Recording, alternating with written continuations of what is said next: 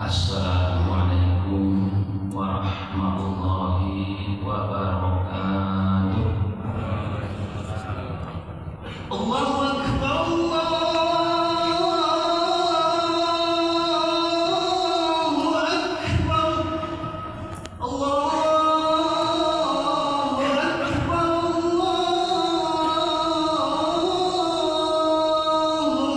Akbar. Asyhadu an la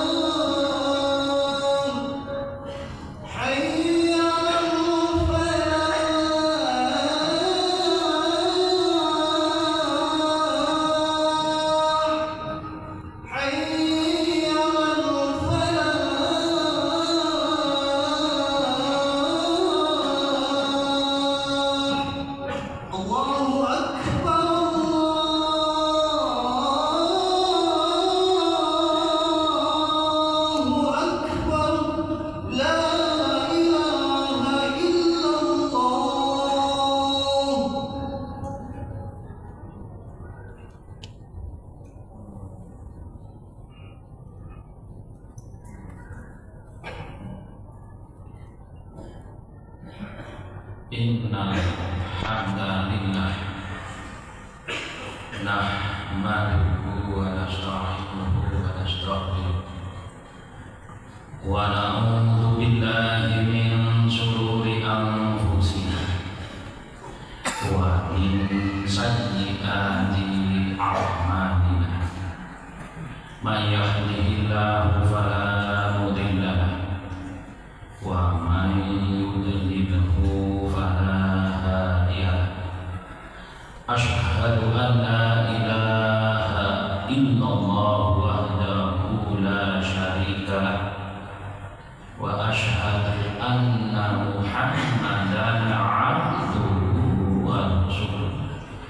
Allahumma sholli ala abdika wa rasulika Muhammadin sayyidil mursalin wa ala alihi wa sahbihi ajma'in.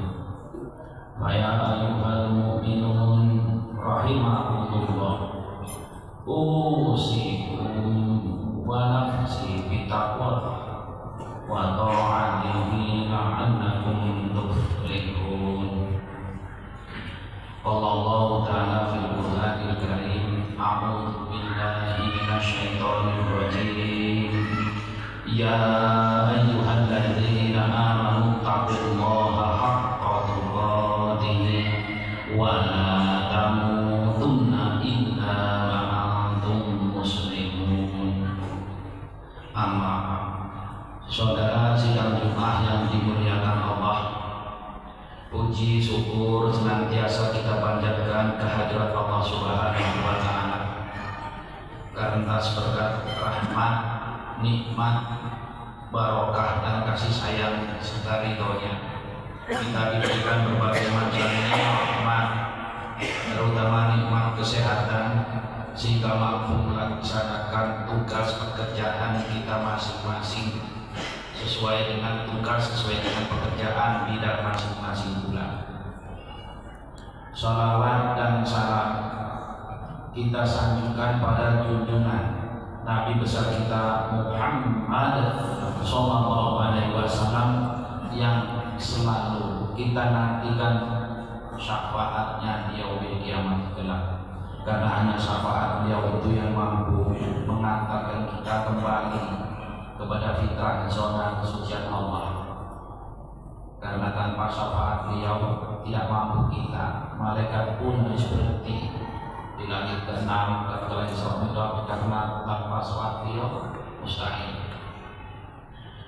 Sebagai wujud syukur tadi, Habib mengajak kepada diri sendiri khususnya dan kepada jamaah secara umum, marilah kita selalu meningkatkan ketakwaan kepada Allah Subhanahu wa Ta'ala. Karena takwa ini yang mudah diucapkan, tapi sebenarnya mudah juga menggapainya bagi yang mau, bagi yang tahu, tapi sulit bagi yang tidak mau dan tidak mau tahu. Karena takwa itu hanya buah dari pohon Al-Quran yang ditopang oleh akar namanya iman. Tidak mungkin kita akan mendapatkan buah takwa kalau pekerjaan kita apapun itu tidak dilandaskan, tidak didasarkan pada Al-Quran, apalagi bertentangan dengan Quran. Walaupun Qurannya dibaca, dihafal, pun tidak takwa kalau tidak didasarkan oleh iman. Karena membaca Quran tidak didasarkan iman akan dicuri oleh hawa nafsu. Tidak terasa kita jamaah sholat Jumat dimuliakan Allah sudah masuki bulan Jumadil Akhir. Pas sebulan ke depan kita masuk Rajab. Antara Rajab dengan Rabiul Awal itu sangat kental kaitan hubungannya. Maka pada bulan Jumadil Akhir ini banyak kejadian. Ya, salah satunya di tabungannya Bizantium. Oleh karena itu banyak amalan-amalan yang boleh kita lakukan, mulai dari sholat sunnah di awal bulan, di tengah bulan, akhir bulan, puasa Yaumul Haid, puasa sunnah sholat Qadar. Dan yang terpenting bulan ini adalah bukan bulan pembinaan akhlak, perbaikan akhlak. Kenapa? Pada bulan sebelumnya yaitu Jumadil Awal, bulan introspeksi diri, muhasabah. Dan pada bulan Rabiul Akhir, bulan berzikir. Dan pada bulan Rabiul Awal, kelahiran Nabi, bulan contohnya akhlak. Dan bulan Rajab nanti adalah itulah akhlak Rasul, bulan akhlak Rasul, bulan pengampanan.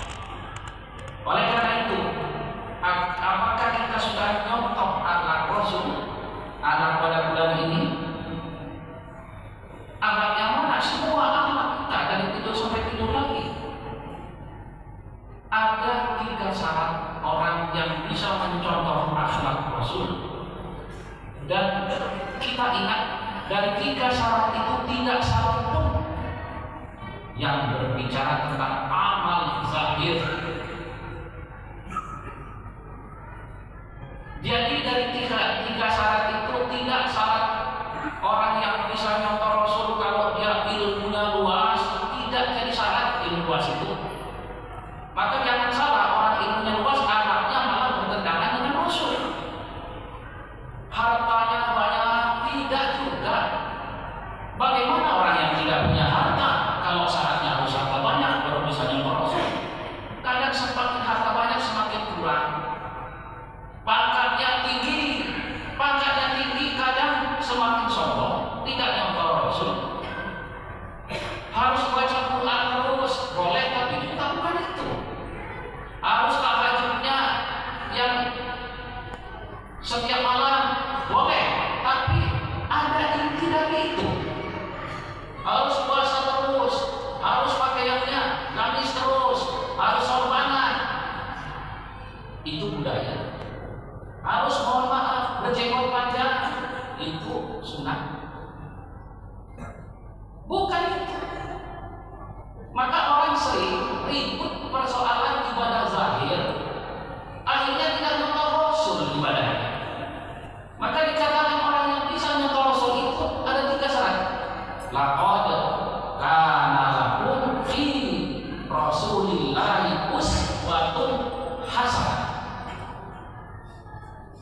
ini yang sering diperingati pada mulut Nabi ketika yang kedua. Syarat pertama apa? Liman kana yarjullah.